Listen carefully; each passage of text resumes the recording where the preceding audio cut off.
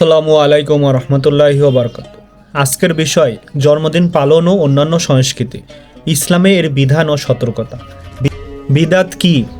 সহজ সংজ্ঞা: দিনের মধ্যে নতুন কিছু চালু করা যা নবীজি হযরত মুহাম্মদ সাল্লাল্লাহু আলাইহি ওয়াসাল্লাম বা সাহাবীগণ করেননি এবং যার কোনো ভিত্তি কোরআন হাদিসে নেই। নবীর সতর্কতা: প্রত্যেক বিদাতই ভ্রষ্টতা, ফল বিদাত আল্লাহর কাছে গৃহীত হয় না।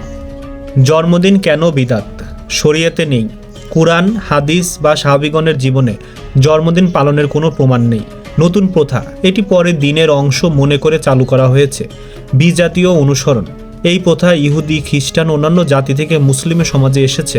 নবীর সাবধানতা, অন্য জাতির অনুকরণ করতে নিষেধ করা হয়েছে আমাদেরকে। জন্মদিনের অনুষ্ঠানের সমস্যা কি তাহলে? কেক ও মোমবাতি, এগুলা বিজাতীয় রীতির অনুকরণ।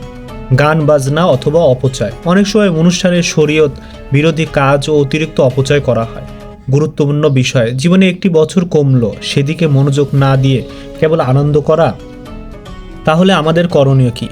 সুন্নতের উপর থাকা, শুধুমাত্র নবীজি হযরত মুহাম্মদ সাল্লাল্লাহু আলাইহি ওয়াসাল্লামের শেখানো পথে চলা। শুকরিয়া, বছরের প্রতিটি দিন আল্লাহর দেয়া জীবনের জন্য শুকরিয়া আদায় করা। তওবা ও প্রস্তুতি, জীবন কমে যাচ্ছে, তাই বেশি বেশি তওবা করা ও আখিরাতের জন্য প্রস্তুতি নেওয়াই হবে আমাদের সঠিক কাজ।